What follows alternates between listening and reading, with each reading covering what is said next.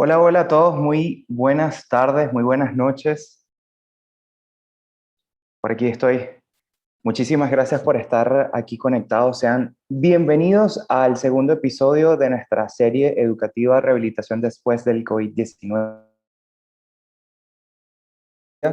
Y para mí es un gran placer poder ser nuevamente su host en estos espacios digitales y virtuales donde creamos más sinergia, donde nos encontramos con profesionales de la salud y estamos haciendo esta secuencia, esta serie de transmisiones para traer aún mayor valor a nuestra comunidad de profesionales de la salud y estar cada vez informados y más actualizados acerca de esta situación de la pandemia a a nivel mundial, valga la redundancia, que hemos estado atravesando desde hace un año.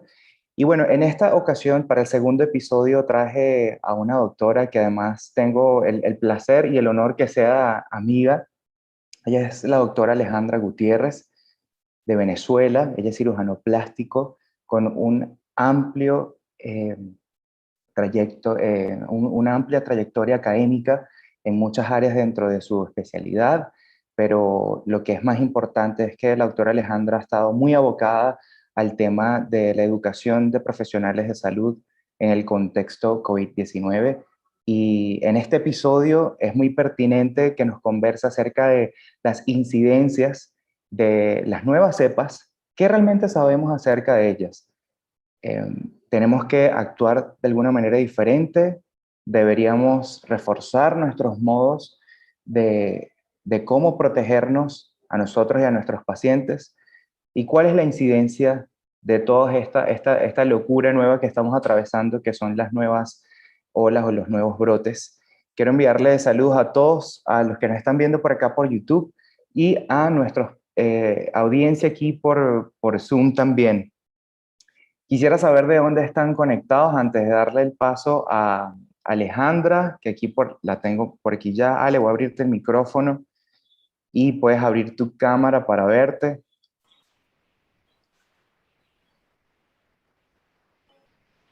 Hola, un placer. ¿Cómo están? Buenas noches. Buenas noches, Ale, por aquí estamos finalmente. Mira, estamos excelente, María Beatriz. Mira, hay gente de Paraguay, de Lima, sé que hay gente de México. Tenemos alumnos también aquí del curso de COVID.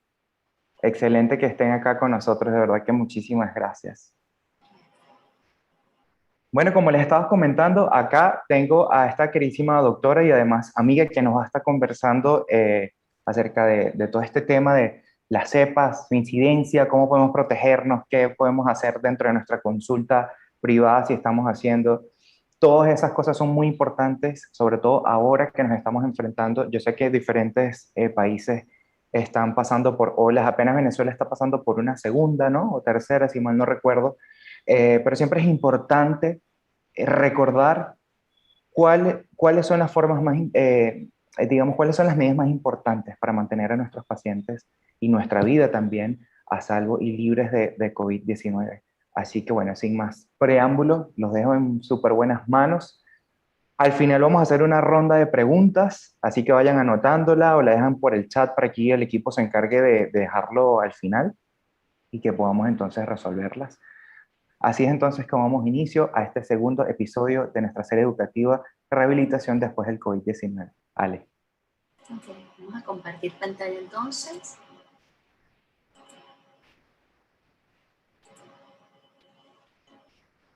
Y vamos a reproducir. Bueno, muy buenas noches y mi conferencia, el título lo abreviamos y es ¿Regresamos realmente a la normalidad? Empezamos toda esta pandemia en el año 2020 y creo que todos teníamos la expectativa de que sería posible que ya para estas fechas estuviéramos más de retorno a nuestra normalidad. Sin embargo, pues han aparecido una serie de circunstancias, se habla de nuevas cepas, de distintos tratamientos, de la vacunación, de la posibilidad de reinfecciones que en un principio prácticamente no se nombraba, y se habla, por supuesto, de reforzar todas las medidas de bioseguridad ante todas estas nuevas cosas que estamos descubriendo mientras caminamos en el medio de esta pandemia. de esta situación que tenemos hoy en día. Entonces, bueno, el COVID yo creo que ya todos sabemos qué es, porque ya tenemos más de un año escuchando de él, así que no vamos a quedar tanto hablando al respecto. Sabemos que es de la familia de los coronavirus y que este nombre viene por estas espigas que tiene, que son las que hacen la adherencia a nuestras células. Como casi todos los virus, es un ARN cubierto por proteínas de nucleocápside y, como les decía, tiene glicoproteínas de membranas, que son las que le dan la estabilidad y que es el motivo principal por el cual este lavado de manos, este lavado frecuente con agua, con jabón, con gel alcoholado, puede realmente eliminar el virus y evitar que nos contagiemos cuando llevamos nuestras manos a nuestro rostro. Allí está la explicación de eso. Pero además, como les decía, aquí tenemos una microfotografía electrónica, pues tiene estas espigas que son las que se adhieren a los receptores de angiotensina 2 y que son los que permiten que este virus entre en nuestro sistema, a nuestras células y se replique. Y bueno, una vez que se replica ya sabemos todas las consecuencias que puede tener. Creo que una de las cosas más importantes de este coronavirus, al principio sobre todo se hablaba de caramba, pero es que no es tan letal como el ébola, es que esto es una simple gripe. Pues bueno, fíjense que terminó en una pandemia que nos ha afectado terriblemente, y no solo desde el punto de vista de salud, sino económicamente, socialmente, psicológicamente. Y el por qué está sobre todo en este timeline. ¿Por qué? Porque muchísimos virus, como por ejemplo el ébola, se contagian, pero rápidamente, la mayoría de las veces, 3, 4 días, da síntomas muy importantes, muy floridos, que hacían que las personas no transitaran, no se montaran en un avión, no fueran a una rumba, no fueran a bailar, porque justamente se sentían muy graves, muy mal, con hemorragias, con petequias, con malestar, con dificultad respiratoria. El coronavirus, por su lado, puede tener periodos de incubación que van desde los 2 hasta los 7, incluso 10 días. Se dice que la mayoría de las veces los pacientes duran 6, 7 días en ir a un hospital o consultar, pero puede ser hasta 10 días. Y sabemos que en este periodo de tiempo donde está la persona asintomática, sigue su vida normal. Y cuando me refiero a normal, sale de compras, va con su mamá, hace fiestas, va a la playa, mientras puede estar contagiando sin saberlo a otras personas, y de allí que esto, sumado a la globalización, que por ejemplo es obvio que en África no hay tantos vuelos, no había tantos destinos, o que en la pandemia de hace más de 100 años con la gripe española, pues esta globalización que existe hoy en día con tantos vuelos no permitió que se expandiera de esta manera. Pues bueno, hoy en día tenemos estos factores que lo agravan, porque tenemos que salió de China, donde hay muchísimos vuelos, y después toda Europa está interconectada con América, y muy rápidamente, con pacientes que no tenían ningún síntoma, que no se sentían mal, que ni siquiera tenían fiebre, se esparció a través del mundo. Y creo que esta es una de las cosas más importantes, como les decía, porque muchas veces pues estamos esperando ver si el paciente tiene síntomas, y si no tiene ningún síntoma, puede estar contagiando durante esos días que ya contrajo la enfermedad. Los síntomas más comunes sabemos que, bueno, hay dolor de cabeza, puede haber temperatura y dificultad respiratoria o tos que se ha asociado a esta enfermedad.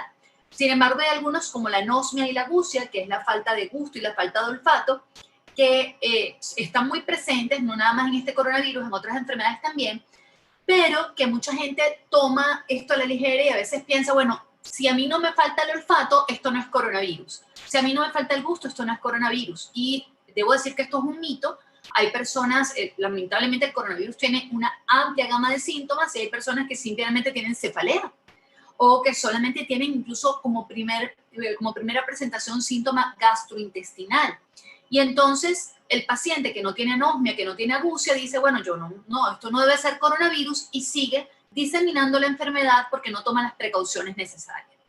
Aquí hay una escala con todos los síntomas, como pueden ver, desde fiebre, tos seca, fatiga, y va bajando hacia otros síntomas que son un poco menos comunes.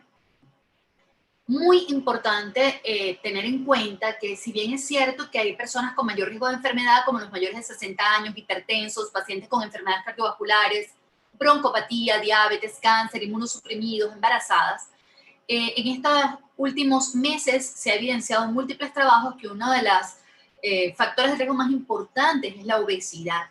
Y se ha visto que los pacientes con obesidad que adquieren el coronavirus y que entran sobre todo en fases severas, tienen muy baja tasa de recuperación, y de tenerla, pues terminan teniendo secuelas importantes.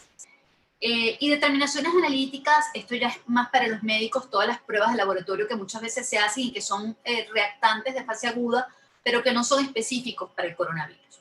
Ahora, lo que me interesa es recordar que sea la cepa que sea, la transmisión sigue siendo, el mecanismo de transmisión más importante sigue siendo el mismo, y es a través de las gotas y microgotas que expulsamos al hablar, al conversar, al cantar, al gritar, al toser, al estornudar. Las reglas siguen siendo la misma, lavado de manos, y ya les expliqué por qué, con frecuencia, y cuando se lavan las manos deben lavarse, como ya eso han colocado múltiples videos, incluso con interdigitación, de manera pausada, cantando un cumpleaños feliz.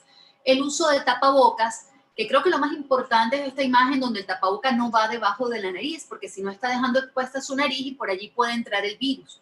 Entonces debe cubrir todo, nariz y boca. Y por supuesto la distancia social, que como vamos a ver ya es determinante, que debe ser más de 2 metros con las personas que no son de nuestro círculo social constante o de nuestra familia, de nuestro núcleo pequeño. Y en cuanto a esto de la duración del coronavirus en superficies, hubo mucho temor al principio, sobre todo se hablaba de que estaba en todas las superficies, cuántas horas duraba, igual que sucede con muchos virus y bacterias, la gente llegaba y se desnudaba al entrar en la casa, lavaba la ropa, etcétera. Y ya hoy en día se ha determinado que esta es la vía menos frecuente de contagio, no quiere decir que nos vamos a descuidar, pero este gráfico creo que es muy importante porque fíjense, la mayoría de los contagios, ¿cómo se infectan las personas?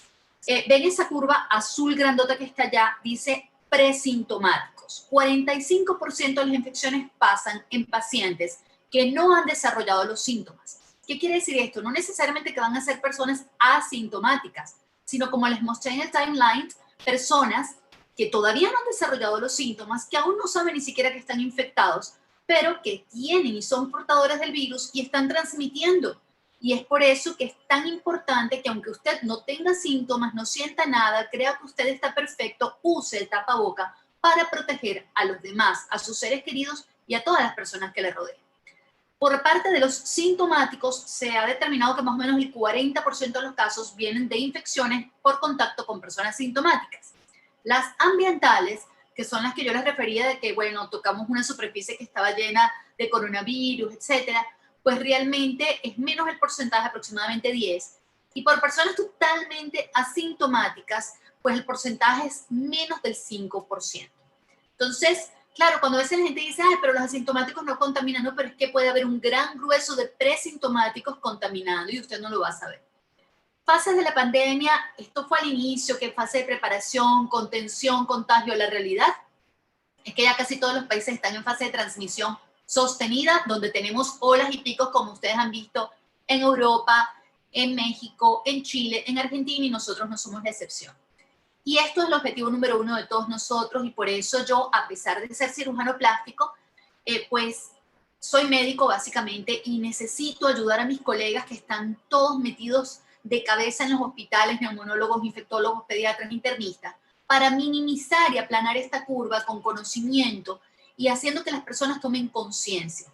Y el por qué es porque mucha gente, insisto, decía, bueno, es que la gente que cae gravemente es el 1% la mortalidad, nada más el 5% necesita terapia, nada más el 20% se enferma severamente. Sí, pero si ese porcentaje de personas rebasa la capacidad de los hospitales, de las clínicas que los pueden atender, lamentablemente esas personas que han podido salvarse con un buen tratamiento no van a poder recibir el tratamiento y no se van a salvar. Y además agregue que si usted tiene algún familiar o enfermo que tiene una patología crónica o que realmente se tuvo que operar de una apendicitis o incluso está embarazada y tiene que dar a luz o tiene un cáncer y tiene que ser atendido, esa clínica, ese hospital va a estar ocupado con esa gran cantidad de personas que están enfermas por COVID. En Venezuela específicamente hoy en día, les quise traer esta imagen porque esta es del 13 de mayo del 2020. Cuando inició esto, apenas teníamos 422 casos reportados, 10 fallecidos, y todo el mundo creó como una realidad mágica, y creo que eso pasa en todos los países, un poquito de negación de decir, aquí no va a pasar. ¿Por qué? Porque nosotros estamos vacunados contra la tuberculosis, porque nosotros tenemos un clima tropical, porque por cualquier cantidad de circunstancias. La realidad es que ya un año más tarde tenemos esta cifra oficial de 148.208 contagiados, con 631 casos nuevos por día, con esta serie de fallecidos que ustedes ven. Y del lado derecho tengo una gráfica donde se puede apreciar cómo hubo un pico importante en agosto, julio del año pasado, cómo luego eso descendió y cómo otra vez va en ascenso. Sin embargo, en esta curva con datos oficiales no se logra ver que el ascenso llegue a emparejarse con el año pasado. Pero si conversamos entre todos los amigos, familiares, médicos, etcétera, sabemos que en este momento de segunda ola tenemos más casos que cuando empezó todo esto. ¿Por qué no hay en la gráfica una similitud o la gráfica sobrepasa lo que vimos en agosto del año pasado? Se están haciendo solo pruebas PCR por parte del gobierno para llevar esta estadística y se ha disminuido la cantidad de pruebas PCR que se está haciendo, lo cual conlleva que la gráfica se muestre así. Sin embargo, en data, ya les voy a explicar posteriormente, se sabe que los ingresos a hospitales y clínicas aumentaron de forma muy severa, igual que las infecciones respiratorias agudas, y a pesar de que hay mucha preocupación por las nuevas cepas, que debo decirlo, los virus mutan y ya de eso vamos a conversar, la realidad es que lo que sí ha sucedido, porque no importa cuál es la cepa, la transmisión sigue siendo la misma, que es la vía respiratoria. Entonces, ¿qué ha sucedido en nuestras ciudades, en nuestros países? Que se han relajado las medidas. Sabemos todos que estamos agotados porque no estamos acostumbrados a esto, porque el ser humano socializa, le encanta socializar.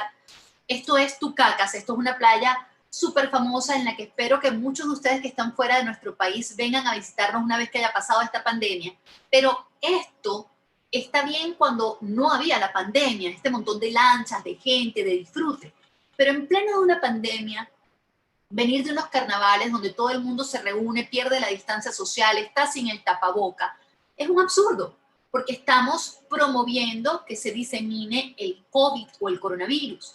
Hay un altísimo riesgo de contagio y esto está ya estudiado. Al principio había muchas dudas de que hasta dónde se transmitían las gotas. Bueno, fíjense que aquí está que hay una distancia de seguridad de metro, metro y medio, porque las partículas más voluminosas llegan hasta allí, pero luego hay microgotas de menos de 5 micras que pueden estar ahí suspendidas en el aire entre 6 y 8 metros alrededor y pueden permanecer hasta 1 hora. Entonces, todo esto conlleva riesgo.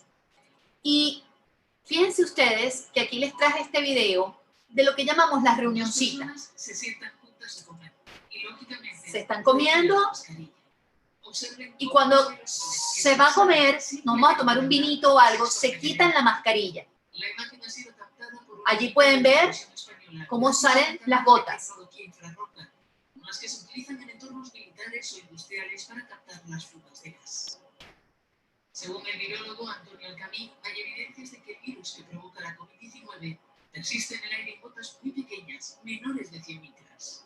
Entonces, yo creo que esto es muy importante que se entienda, porque muchas veces decimos, bueno, pero vamos a comer un momentico allí y nos quitamos el tapabocas un minuto y es con el amigo. Bueno, el virus no sabe de confianza ni de amigos, lo que sabe es de tapabocas, distancia social, face shield, lavado de manos. En Venezuela acaban de declarar finalmente una nueva cuarentena radical donde no vamos a disfrutar de nuestras acostumbradas vacaciones de Semana Santa.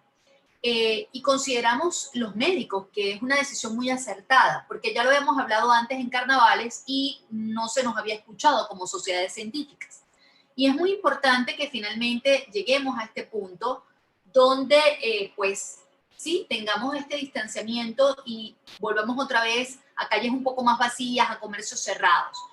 ¿Y por qué nos parece bien esto? Porque la gente sigue dudando todavía, porque muchas personas dicen, no, pero es que esos contagios, esto viene por medidas políticas, por represión. No. Les explicaba hace un ratico que esta es la gráfica, la que está en rojo, que muestra cómo fue una primera ola, bajó y cómo vamos a la segunda ola, pero llama la atención que esa segunda ola no se ve tan grande en ese gráfico. Sin embargo, en el gráfico que llevan los médicos, donde se habla de muertes por insuficiencias respiratorias agudas, que obviamente en una pandemia de COVID están prácticamente todas adjudicadas por clínica, tomografía, contactos epidemiológicos que se han determinado a COVID, miren cómo sí se puede observar el pico que está sucediendo actualmente con transmisiones por COVID. Y pico de mortalidad incluso aún mayor porque, ingresan los pacientes, motivo de consulta, y como ustedes se imaginarán, no se mueren de inmediato, sino 10, 15 días más tarde, aumentando la tasa de mortalidad por insuficiencias respiratorias. Entonces, mucha gente habló con desesperación de que era producto de la variante, que en nuestro caso es una variante que viene de Manaos, y que podía ser esta variante de Manaus la que está produciendo esto. Pero la realidad es que si estuviéramos usando el tapaboca, estuviéramos guardando la distancia social, estuviéramos guardando el face shield y el lavado de manos exhaustivos y estuviéramos evitando estas reunioncitas o grandes reuniones y esta exposición, fuera una variante de Manaus o fuera la de Inglaterra o la de África, no estaríamos contaminados porque la vía de transmisión sigue siendo la misma. Así que sí, hay variantes, pero las medidas siguen siendo exactamente las mismas. No hemos salido de la pandemia y ven un mapa de las condiciones actuales. Aquí abajo un gráfico que habla de 2.517.390 fallecidos y el número de infecciones reportadas en 112.591.101. O sea, es impresionante la cantidad de personas que están contaminadas y que han muerto por este virus. Y sin embargo, en nuestro país, estoy segura que en muchos de los países de ustedes, se siguen haciendo reuniones, fiestas, se han abierto bares, se han abierto discotecas para el disfrute, para bailar, donde el barman porta, como no, un tapaboca, pero más nadie tiene el tapaboca, como ustedes lo pueden ver allí. Y yo, de hecho, que me encanta bailar, les muestro un poquito esta súper reunión celebrando un cumpleaños donde absolutamente nadie tiene el tapaboca. Entonces, ¿es la variante o realmente es que simplemente nos dejamos de cuidar de la manera ideal? Cuando hablamos entonces, ya lo he dicho de todas las maneras, siguen siendo las mismas medidas: face shield, tapaboca, lavado de manos exhaustivo, distancia social. Cuando hablo de distancia social, quiero hacer una parte el día de hoy, porque esto no lo tenemos muy claro o no lo terminamos de cumplir. Cuando hay distancia social, no deberíamos estar haciendo reuniones, obviamente, ¿no? Pero nos toca por el trabajo, nos toca quizás alguna reunión puntual, laboral. Y entonces aquí es muy importante entender que no es lo mismo un contacto por poquito tiempo y con baja ocupación, es decir, 4, 3, 5 personas, cumpliendo las medidas. Fíjense que ustedes tienen aquí un gráfico donde se ve espacio mal ventilado, está el riesgo en rojo en alto si usted está gritando, cantando y en un espacio mal ventilado por corto tiempo. Pero si usted está en un espacio bien ventilado o al aire libre, el riesgo baja muchísimo si usted está hablando, y si está en silencio, pues obviamente más sin mascarilla. Pero si usted se coloca la mascarilla, el riesgo es muy bajo. Fíjese que toda la gráfica prácticamente se vuelve verde si está usted cumpliendo con su mascarilla. Distancia social, lavado de manos, lo que ya hemos hablado. Volvemos a lo mismo. Baja ocupación, pero contacto prolongado. Ya que hablamos de contacto prolongado, cuando no es hola, hola, ¿cómo están?, sino que nos quedamos 15, 20 minutos allí conversando, hablando, pues sucede lo mismo. Sin mascarilla, mire cómo el gráfico tiene gran cantidad de rojo, que es riesgo alto, y en cambio cuando usamos tapaboca el riesgo disminuye de manera muy importante, volviéndose una gran cantidad de cuadros verdes. Y ahora voy con alta ocupación, cuando hay más de 10 personas reunidas, o imagínense en estas reuniones, fiestas, bares. Entonces vuelvo a lo mismo. Si está la persona gritando, cantando, si está hablando, si está en silencio, mire cómo el gráfico va cambiando y cómo por fin, si usted se pone la mascarilla, hay cuadros verdes que hablan de bajo riesgo en espacios ventilados, cuando está hablando o en silencio, siempre que haya buena ventilación, distancia, etc. Por último, en alta ocupación, con contacto prolongado, vuelvo a lo mismo. Se ha hecho como un mito con las actividades al aire libre, de que si usted está al aire libre no se va a contaminar. No, estamos al aire libre en la playa, no importa. No, estamos al aire libre haciendo ciclismo, no importa. Pues sí importa. Si usted está haciendo su actividad al aire libre solo o con su pareja con la que usted vive, perfecto. Pero si usted termina de hacer su actividad al aire libre y se une o se reúne para tomar jugos, para disfrutar, para comentar cómo fue el paseo, o está en la playa y son un grupo de 15 personas hablando en la playa, pues ya allí no hay silencio. Ustedes pueden ver el gráfico aquí todo rojo, es alto riesgo por todos lados, porque usted está hablando, está gritando, está contando, está sin mascarilla, está en un sitio de alta ocupación por tiempo prolongado. La única manera de que estuviera en un riesgo moderado o en amarillo es que todo el mundo estuviera en silencio y de sus bocas no salieran las gotas. Es por eso importante que si usted trabaja, tiene una reunión, cuando lo haga, mantenga el face shield, el tapaboca, los 2 metros de distancia entre personas, y que la reunión sea entre pocas personas y con poco tiempo y en un sitio ventilado. Ya sabemos, hay muchos gráficos que lo muestran en internet, los sitios que son de menos riesgo, obviamente el de menor riesgo es su casa, el de mayor riesgo es un hospital, pero allí están todos como usted lo puede apreciar. Y en consulta, para todos los que trabajamos con pacientes y somos médicos, pues el interrogatorio es fundamental, pero no un interrogatorio superficial donde usted le pregunta si el paciente tiene fiebre o tos. Interrogue de dónde viene el paciente, de qué área, si ha tenido familiares enfermos, si ha tenido contacto con personas enfermas, porque todo eso le puede llevar a usted a hacer un descarte epidemiológico del paciente. Y por supuesto, cuando llegue el paciente a su consulta, mantenga la distancia. Gel en las manos, luego de que se haya lavado las manos con gel, que pase al baño si es posible, lavarse hasta los codos con agua y jabón. Y usted va a mantener su face shield, su tapaboca, preferiblemente que la persona esté sin acompañantes usando el tapaboca, que es obligatorio, 2 metros de distancia entre las personas o los pacientes, cite a los pacientes en horarios diferentes que no coincidan en la sala de espera. La toma de temperaturas hoy en día no se considera que sea fundamental porque no ha aportado grandes logros en ese aspecto de detección.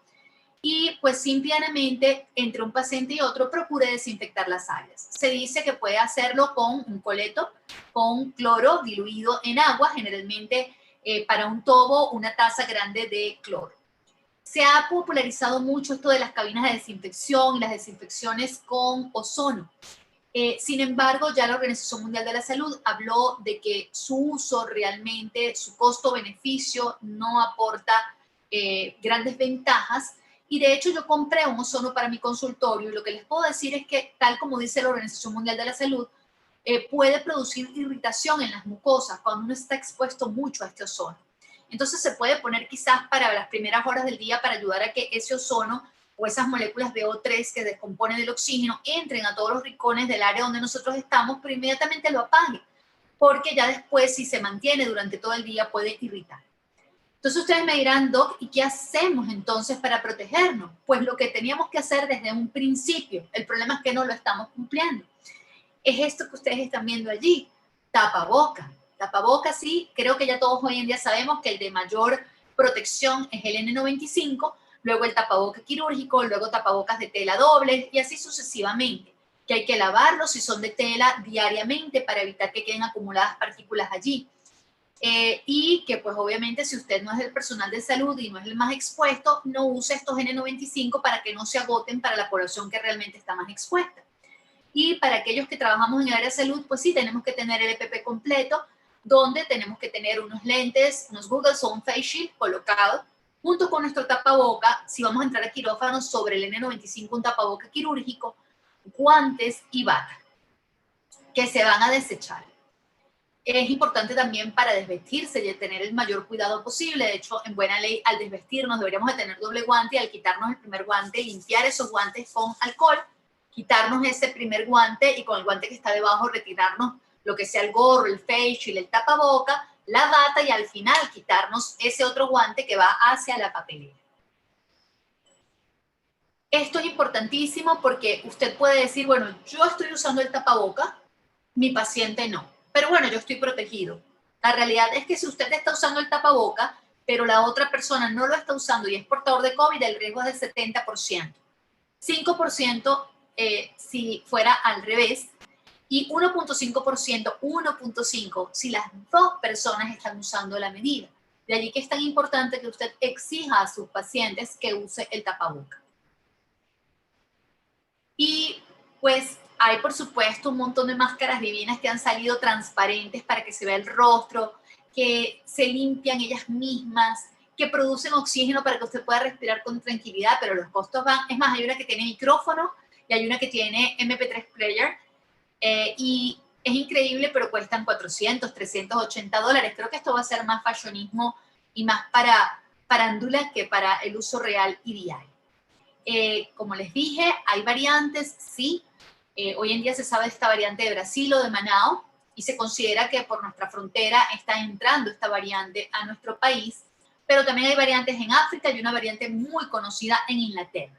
¿Qué son esto de las mutaciones, variantes y cepas? Son cambios que tienen los virus a nivel genético.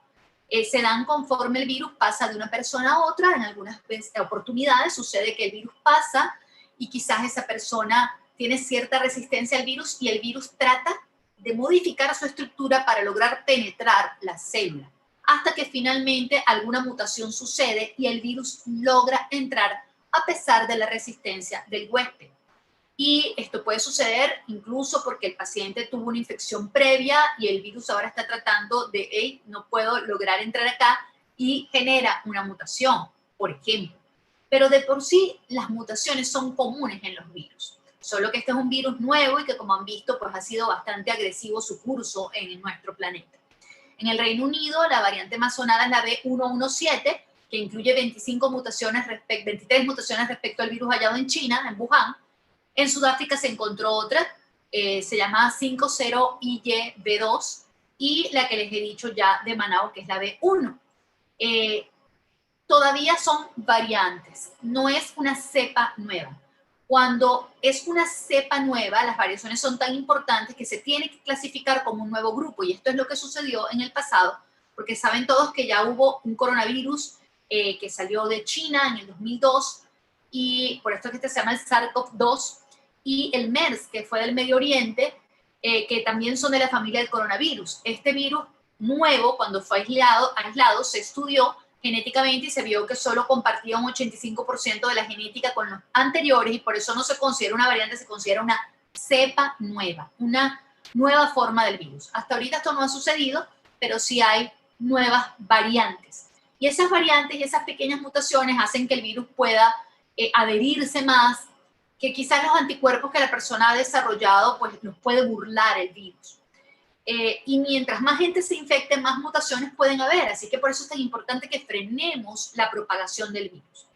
Estos son algunas de las vacunas que existen hoy en día y ya se han estudiado su eficacia respecto a algunas variantes como la de Sudáfrica.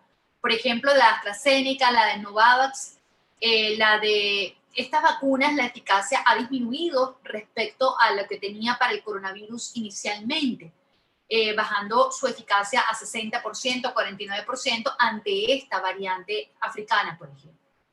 Hay ya, y lo sabemos, en el personal de salud muchísimos afectados, fallecidos. En nuestro país se considera que más del 34% del personal está afectado o ha sido afectado por esta pandemia, y la letalidad ha sido aproximadamente un 7% de nuestro personal de salud.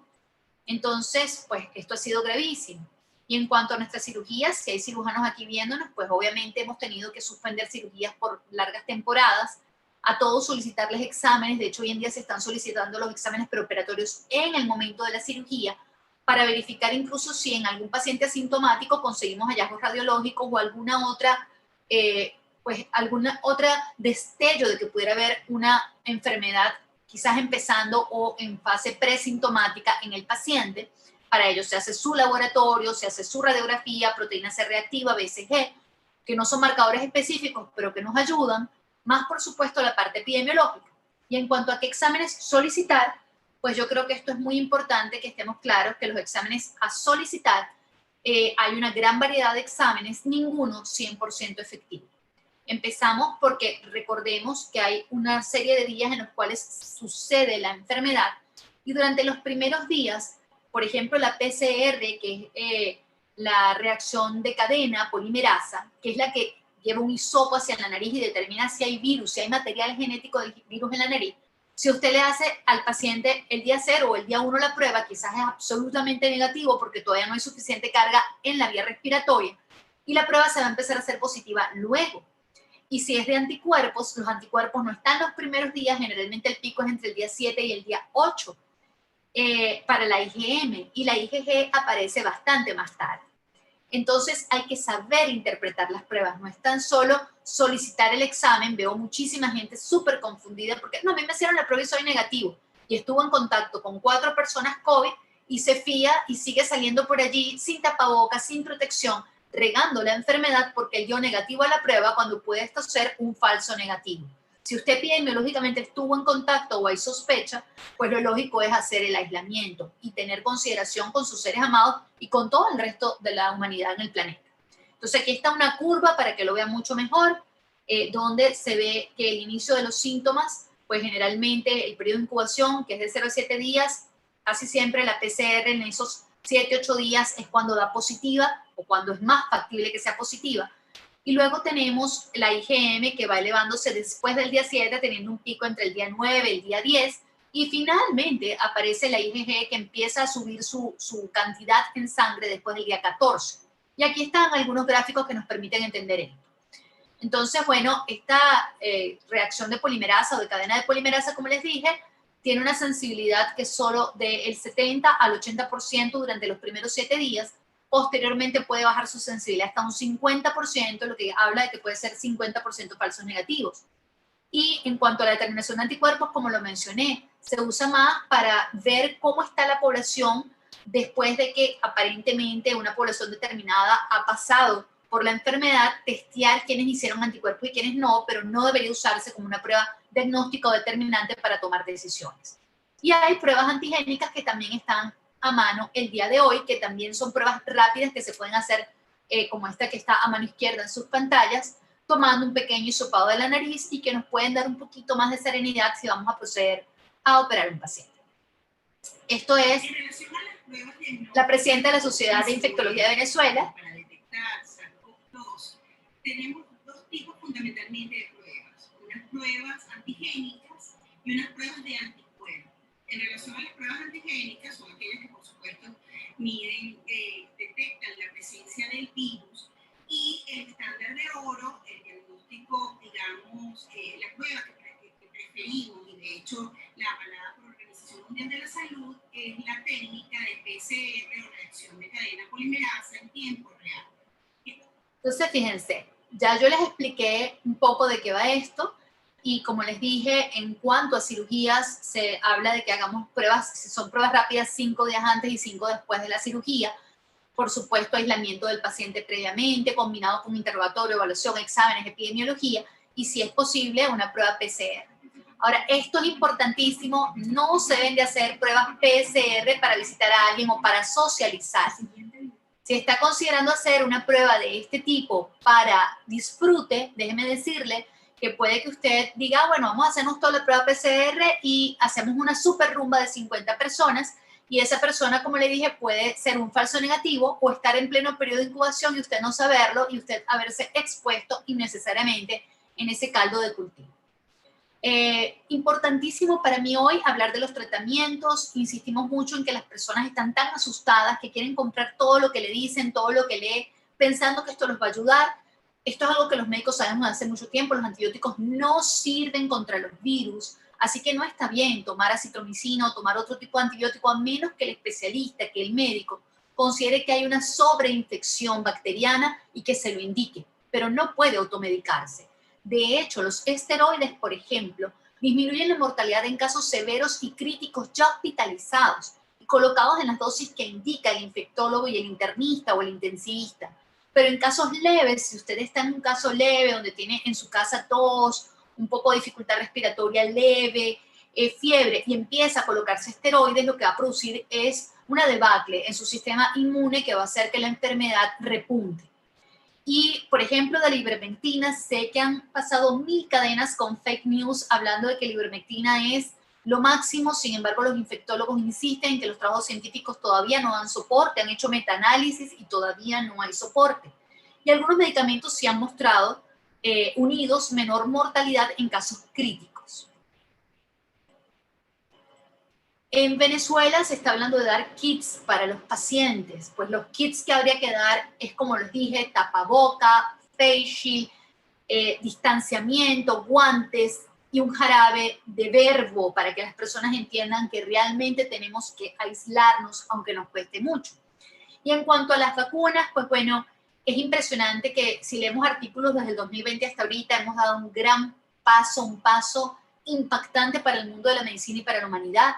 Muchos se preguntan cómo estas vacunas lograron surgir tan rápido, y la realidad es que vienen estudiándose desde hace muchísimos años, en especial porque ya, como les dije, el coronavirus, no este, pero sí el que había sucedido en China en el 2002 y el MERS, mostraron un antecedente claro de cómo se podía diseminar la enfermedad, de cómo entraba el virus a nuestro organismo, y ya se estaban desarrollando este tipo de plataformas. Y ya inició la vacunación a nivel mundial en diferentes países, viéndose descensos importantísimos de la curva de cantidad de enfermos en pacientes, sobre todo en países como Israel, Emiratos Árabes, Reino Unido, donde ya la vacunación ha sido un éxito. Y un descenso, por ejemplo, esta curva en Estados Unidos en ancianatos, viendo que después de la vacunación disminuyó de forma súper importante la línea roja, el número de muertes en personas de mayor edad.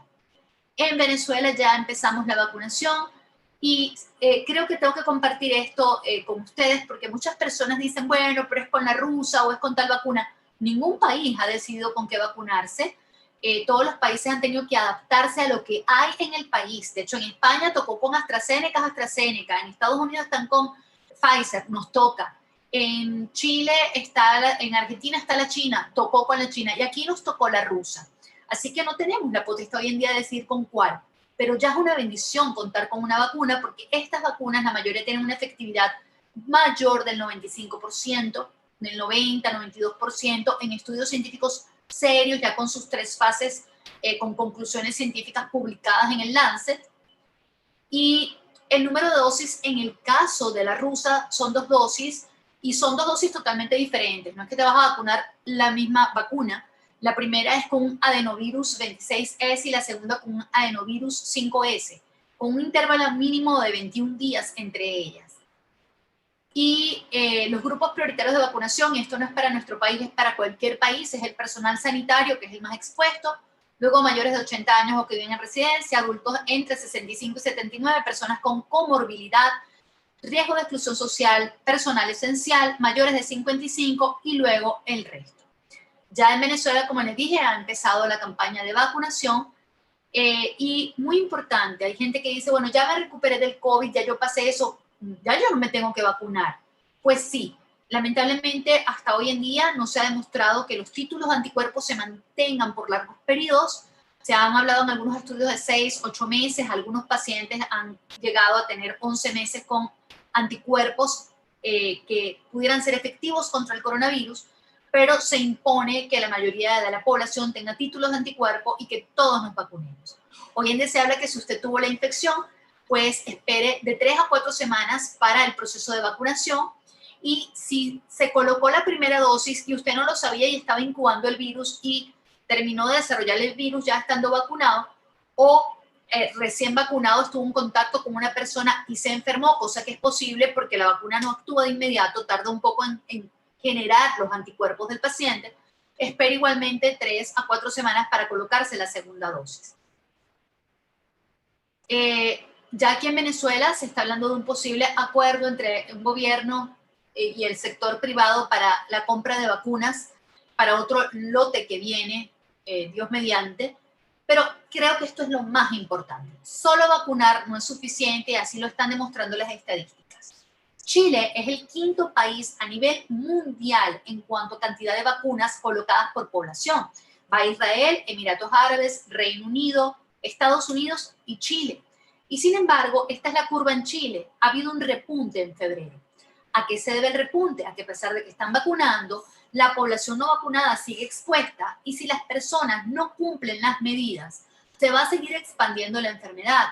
De hecho, puede suceder que usted esté vacunado, usted se puede enfermar, solo que de manera leve, porque la vacuna no es que lo protege de que no se va a enfermar.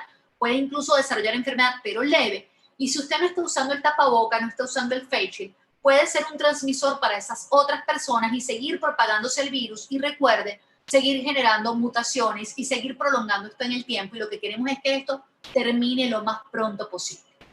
En esta gráfica de la izquierda vemos cómo se estaban desarrollando todos los planes de vacunación y en la derecha todos los diferentes tipos de vacunas que se están desarrollando, vacunas con ARN viral, vacunas con ADN viral, con coronavirus atenuado, que es más o menos la base de lo que eran las vacunas del polio, por ejemplo, vectores virales replicantes como sarampión atenuado, vectores virales no replicantes como los adenovirus que se usan en Sputnik, etcétera, etcétera. Hay múltiples desarrollos de líneas de vacuna.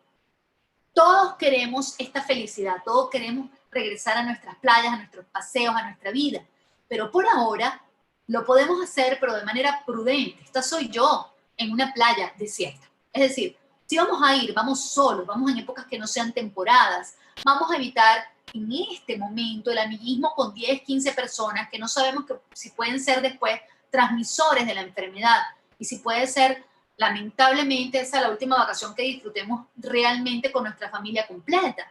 Entonces eso suena drástico, pero no, es una realidad. Recuerde que los casos detectados son solo la punta del iceberg y todos los no detectados es el resto de la pirámide que usted ve allí.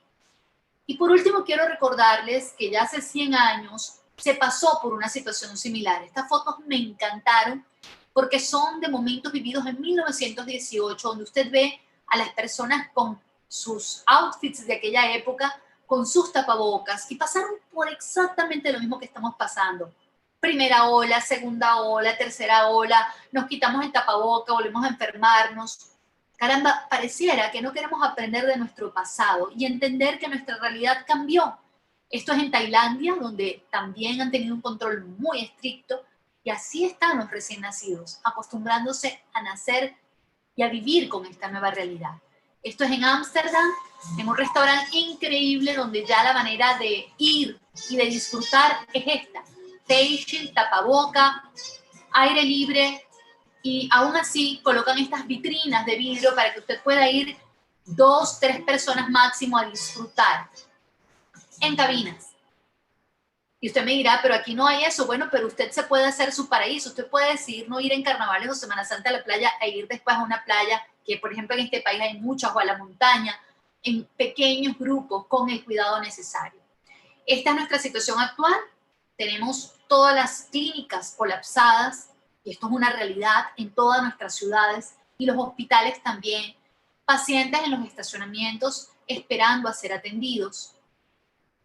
Yo quiero concluir que la vacuna eres tú, no importa la cepa, no importa si todavía la población no ha podido ser por completo vacunada, porque es una utopía, somos nosotros. Esto está sucediendo en diferentes áreas, en Dubái, donde ya hay toda una manera de seguir a los pacientes, de estar pendientes de ellos, hacerles controles sanitarios al llegar. Pero creo que más importante es que entendamos que tenemos que protegernos, que somos inteligentes y que tenemos que evitar esto. Esto es en París. Abrió Zara después de la primera ola, inmediatamente una cola de esta magnitud para ir a comprar ropa. Entonces vamos a aprender un poco y dejemos que el futuro nos diga la verdad y evalúe a cada persona de acuerdo a su trabajo y a sus logros, y que el presente de cada quien y el futuro para el cual he trabajado pues demuestre que es mío por lo que estoy haciendo hoy en día. Entonces, muchísimas gracias. Abrimos preguntas, Gustavo, a tu orden, y insisto, esta soy yo disfrutando de la playa. Sí podemos seguir disfrutando, pero hay que tener las medidas.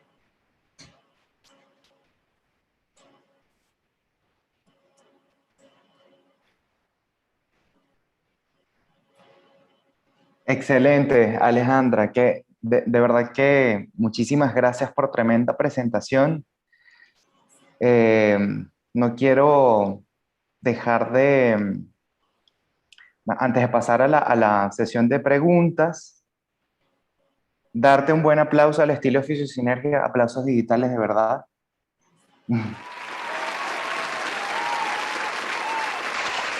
Es muy importante tener este tipo de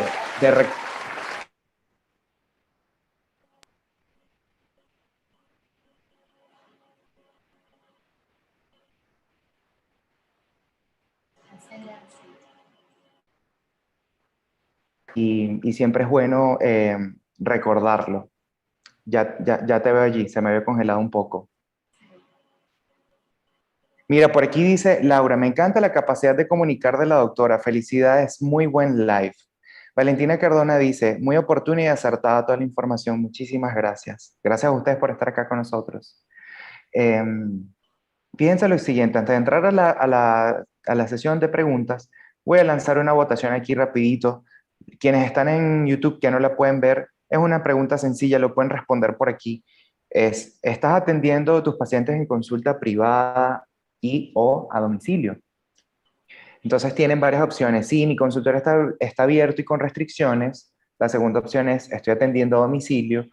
Y la última es estoy atendiendo mediante teleconsulta. Entonces, Ale, ¿cómo estás atendiendo tú mientras nuestra audiencia responde? Sí, fíjate, yo estuve en la primera ola que fue al principio, yo estuve atendiendo todo telemedicina, es decir, todas las consultas eran online, todo fue online. Luego cuando pasamos a esta nueva etapa donde disminuyeron los casos, noviembre, diciembre, enero, febrero, hasta ahorita, estuvimos ya de regreso a la consulta presencial, cuidándonos muchísimo, haciendo el interrogatorio que le expliqué a los pacientes, tomando en consideración todas las medidas dentro del consultorio. Pero acabamos de entrar a esta segunda ola y creo que de nuevo se impone la telemedicina y probablemente para los pacientes posoperados que los voy a tener que ir a ver al consultorio, pues como les dije, con todas las medidas. Un solo paciente citado por hora, yo con doble tapaboca, ahorita estoy con doble tapaboca, con el face shield, con braga de seguridad, con guantes y todo se quita una vez que el paciente se va. Excelente. Bueno, voy a finalizar la votación.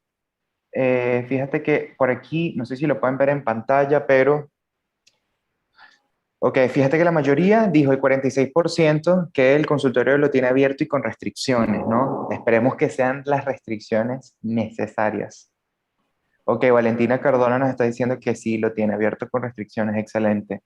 El 23% con atendiendo a domicilio y el 31% con todo lo hago mediante teleconsulta. Bueno, en este caso, los doctores que operan, o sea, en este caso tú que eres cirujano plástico, no se ha desarrollado la tecnología como para operar a distancia, pero los fisioterapeutas evidentemente sí hay evidencia científica que que apoya la atención de estos pacientes mediante telerehabilitación o telesalud o teleconsulta, específicamente si son pacientes post-COVID, ¿no? Entonces yo siento que también una de las medidas que ustedes, coméntenme por aquí si hay doctores y si hay doctores en qué especialidad, o dígame, por el contrario, si hay más fisioterapeutas, porque nuestra audiencia es mayormente fisios y terapeutas ocupacionales, terapeutas respiratorios, por favor díganos por el chat.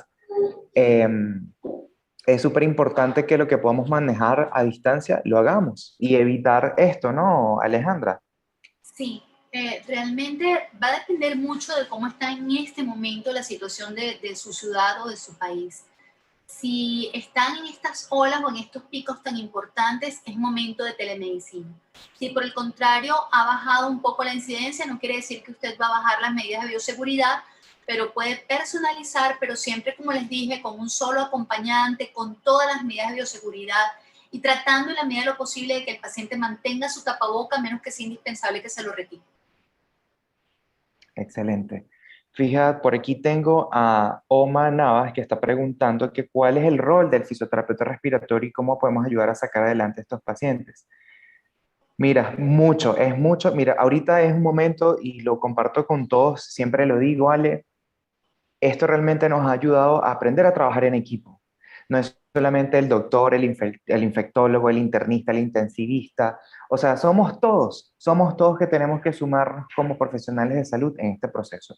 Específicamente el fisioterapeuta cumple un rol muy importante dentro de la rehabilitación post-COVID, sobre todo en aquellos que quedan secuelas remanentes, que queda mucha fatiga, o la DAUSI, la debilidad que queda después de estar encamado en las unidades de cuidados intensivos. Son muchísimas las cosas que podemos hacer todos, no solamente los fisioterapeutas, cada uno desde su abordaje, hacer por este tipo de pacientes. ¿Qué otra pregunta hay por aquí para la doctora en cuanto a la incidencia de las cepas? A mí me pareció, Ale, súper interesante eso que nos dijiste de la vacuna, ¿no? Que hay unas que están desarrolladas con ARN, otras con ADN de personas que ya les ha dado COVID-19. Nosotros Sí, nos pusimos la Sputnik. Tú te vacunaste, yo también. Tenemos la primera vacuna, la primera dosis de la vacuna, en espera de la segunda. Pero cuéntame acerca de eso que estamos hablando ayer, ese riesgo que aún vacunados podemos seguir propagando el virus, ¿no? sí, fíjense, eso me tiene, hay dos cosas. La primera es, quiero hablar de las reinfecciones. La gente muchas veces dice, bueno, ya a mí me dio COVID, y bueno, total, ya yo tengo anticuerpos y, por ejemplo, uno se va a ver con unos amigos, me ha pasado, voy a almorzar con unos amigos y entonces, no, pero ya él le dio, ya él también, no importa, me quito la careta, me quito el facial. Y resulta que las reinfecciones que antes se hablaba como algo anecdótico, No, cada vez son más frecuentes. De hecho, en Manaus, en Brasil, hubo un paciente que tenía infección por 2 cepas de manera simultánea. Wow. 2 cepas al mismo tiempo. Y hay pacientes, aquí en Venezuela están documentados pacientes que tuvieron infección hace 5 meses con pruebas, con IgG, IgM, PCR, todo, y ahorita se acaban de reinfectar con IgM positiva. Entonces, ¿esto qué quiere decir? Que aunque usted esté con personas que ya tuvieron el coronavirus, se pudieran reinfectar. Entonces, no es algo de que, bueno, si ya esa persona tuvo, no importa, me quito face shield, tapaboca, total. Y de igual manera, si estoy vacunado, no es que porque esté vacunado yo desarrollé el virus, es que estando vacunada, mi protección, y así lo dicen las cifras, es del 91%, 93%, o sea que siempre hay una posibilidad muy pequeñita de que te pudieras infectar, solo que no vas a desarrollar la forma severa de la enfermedad. Pero eso quiere decir que pudieras desarrollar un cuadro leve viral para ti, pero para el que no está vacunado puede ser un cuadro igualmente severo. Entonces la cosa no es solo vacunarnos, es vacunarnos y aunque estemos vacunados, mantener las medidas para tratar de minimizar la posibilidad de contagio y que no siga esto como un loop eternamente, todo el mundo Sí, contagiándose y todo el tiempo saliendo cepas nuevas. totalmente, de acuerdo. Fíjate, Romina, estás en sala, por favor, si puedes activar tu cámara o si no, ya te permití abrir el micrófono. Romina, por favor, para que nos compartas esto que nos estás diciendo por el chat, que me parece muy, muy curioso y sería genial que nos compartas. Avísame si ahí estás con el micrófono abierto. Hola Romina, dinos cómo es, de dónde te conectas. Buenas noches, yo soy de Argentina, la provincia de San Luis. Ay, un gran saludo por allá Argentina. Romina, cuéntanos eso que nos acabas de decir por el chat. Sí, yo recibí las 2 dosis de la vacuna Sputnik y a las 3 semanas di positivo de COVID. A las 3 semanas, después de estar vacunada. ¿Y Sí, después de estar vacunada. cómo fue esa resolución de los síntomas? ¿Fue leve? ¿Fue moderado? Solamente perdí el gusto y el olfato, que por eso me di cuenta que era COVID, me hisopé y me dio positivo. Y tuve cefalea. Tuve por 3, 4 días los síntomas y ya después tuve asintomática. Wow. Y más nada, o sea, perfecto, nada de sensación Nada, de fatiga, absolutamente. Romina, nada. disculpa, ¿a qué te dedicas tú? Yo soy kinesióloga, fisioterapeuta en un hospital público. Ah, excelente, bueno, somos colegas entonces. Sí. ¿Y tú formas parte del grupo de atención para personas que estén en unidades de cuidados intensivos? Nosotros, ahí en el hospital donde yo trabajo, estamos en la parte de internación, en clínica médica.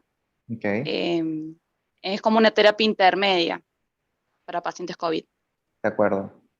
¿Cómo ha sido, en pocas palabras, eh, esta experiencia? Porque sabemos que aquí, bueno, hay muchos oficios, pero no todos tenemos esa especialidad para estar trabajando con pacientes dentro de cuidados intensivos intermedios. Pero desde tu perspectiva, cómo ha sido esto de lidiar con este tipo de pacientes y toda esta situación? A nivel emocional se viven muchas cosas, lo que es que los pacientes estén lejos de la familia, han fallecido muchos pacientes de terapia intensiva. Cuando hemos tenido que pasar pacientes a terapia intensiva, han salido muy pocos de ahí, muy pocos. Desde que yo entré en noviembre, solo 3 pacientes vivos. Wow. Es muy duro a nivel emocional, a nivel laboral, tenemos todo el apoyo del gobierno de acá de la provincia, de la nación.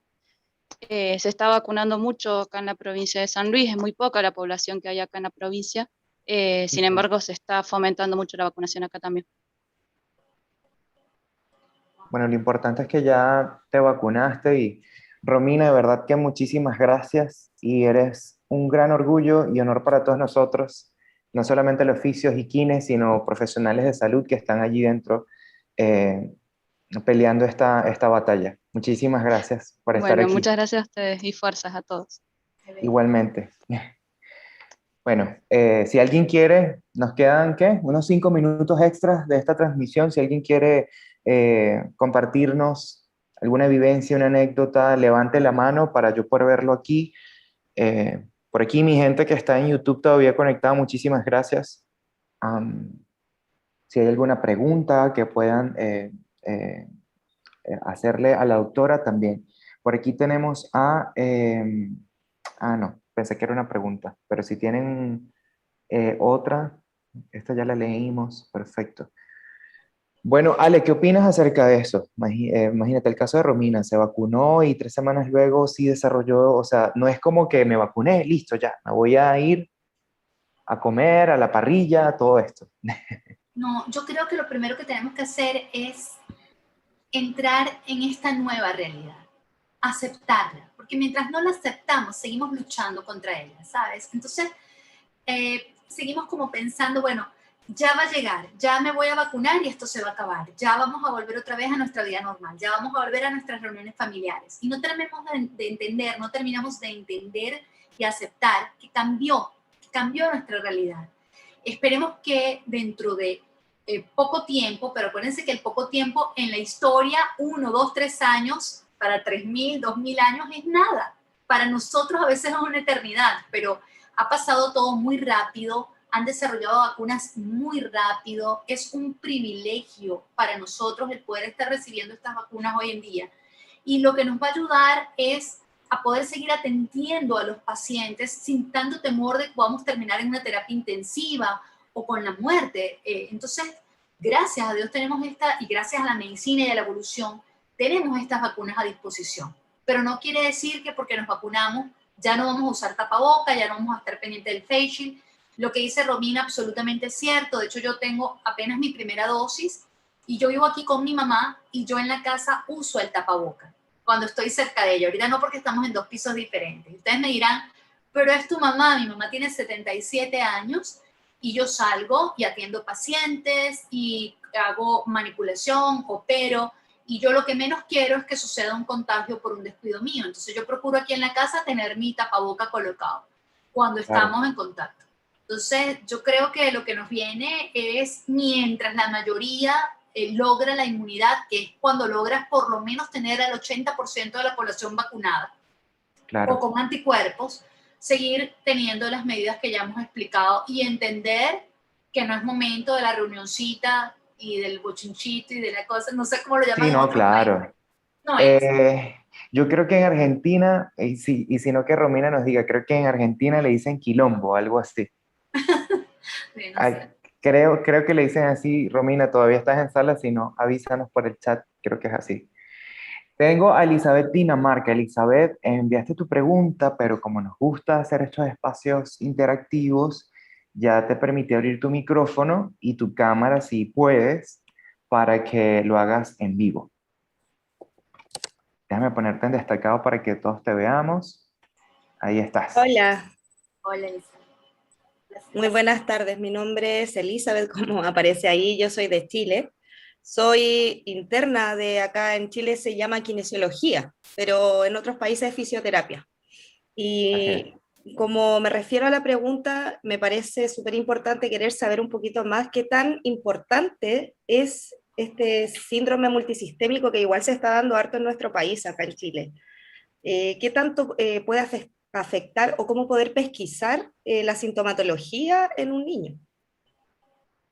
Sí, realmente ya el síndrome multisistémico se ha evidenciado. Por fortuna, como yo decía hace un rato, no ocurre en la mayoría de los pacientes. El porcentaje de pacientes que desarrollan este tipo de patologías suele ser 5%, 5-8% de la población que desarrolló enfermedad más severa. Entonces, no es para la mayoría. Generalmente estos casos, cuando ya están en enfermedad severa, están ingresados, el diagnóstico es gracias a equipos multidisciplinarios que van desarrollando laboratorios para hacer una serie de determinantes de pronóstico y exámenes neurológicos.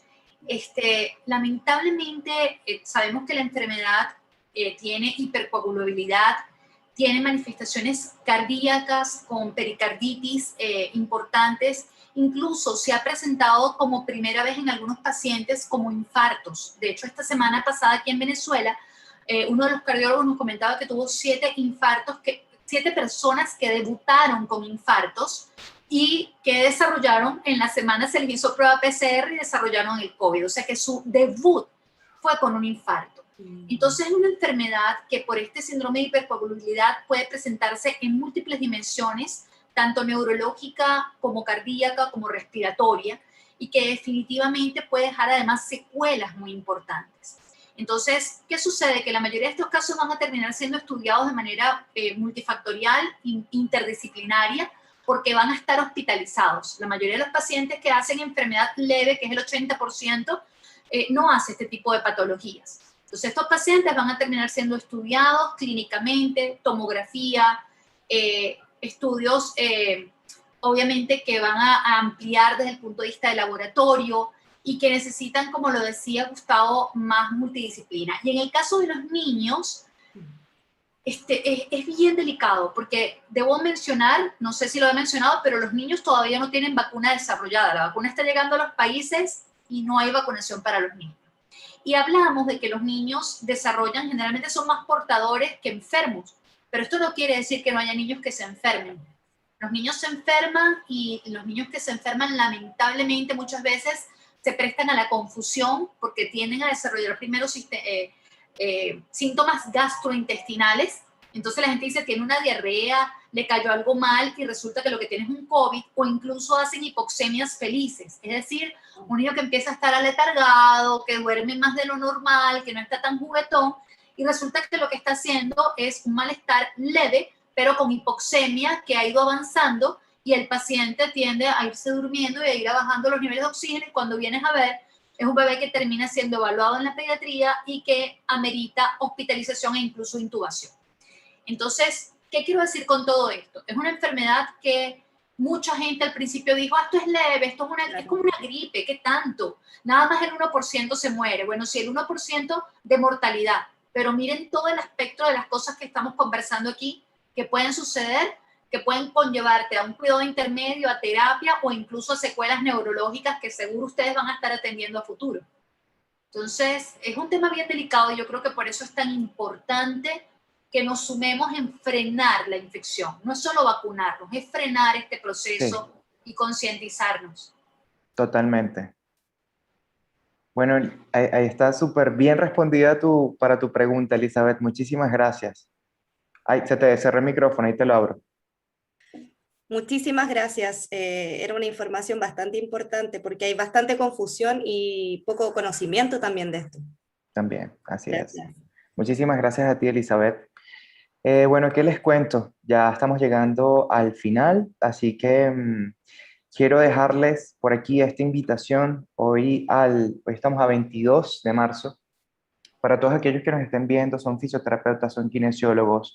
Fisiosinergia tiene a disposición 2 capacitaciones que están avaladas por organizaciones pertinentes.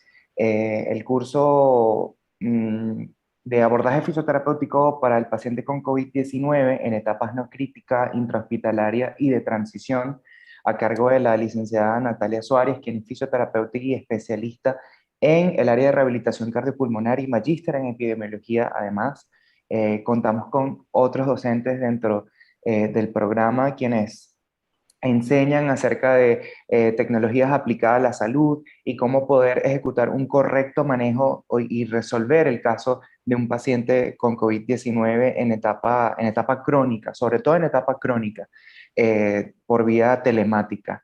Y por aquí en el chat les estoy dejando el enlace de los cursos. Y el otro está también el de telesalud, muy importante. Este curso está avalado por el Colegio de Kinesiólogos de Chile. Tenemos 8 docentes especialistas en diferentes áreas, en neurología, en musculoesquelética, en cardiorrespiratoria también, y con ellos van a poder aprender y a cómo crear un prototipo de atención de salud digital para sus pacientes, implementarlo a sus clínicas, a su práctica privada. Así que bueno, los invito, ahí en el chat tienen los enlaces, síganos por las redes sociales, @fisiosinergia. Ale, ¿dónde podemos contactarte a ti también por Instagram? Sí, por Instagram tengo mi página que es doctora.alejandra.gutierrez. Entonces allí estoy a la orden. He hecho diferentes lives con los infectólogos de mi país y bueno, además por supuesto allí muestro un poco de mi trabajo, pero estoy ahí a la orden para todos ustedes. Claro que sí. Bueno, hemos llegado entonces así al final de nuestro segundo episodio de la serie Rehabilitación después del COVID-19. Ale, muchísimas gracias, te quiero muchísimo. Gracias por compartir tu conocimiento, sabiduría, experiencia con nosotros. Y nada, nos vemos entonces posiblemente en otro futuro episodio de esta serie educativa. Un beso, mi amor. Gracias y gracias Un a todos. abrazo a todos ustedes también que están aquí conectados. Nos vemos Cuídate. entonces el próximo viernes de la semana de arriba. Tenemos el tercer episodio. Vamos a estar conversando con Adelis Guedes, fisioterapeuta especialista en terapia manual y además en nutrición funcional específica para fisios. Va a estar bien interesante. Síganos para que estén pendientes. Acuérdense que todo lo que estemos hablando acerca de esta serie va enfocado hacia el paciente COVID. Entonces, nada, continuamos proveyendo valor a nuestra comunidad de profesionales de salud. Cuídense mucho, que Dios los bendiga. Hasta luego.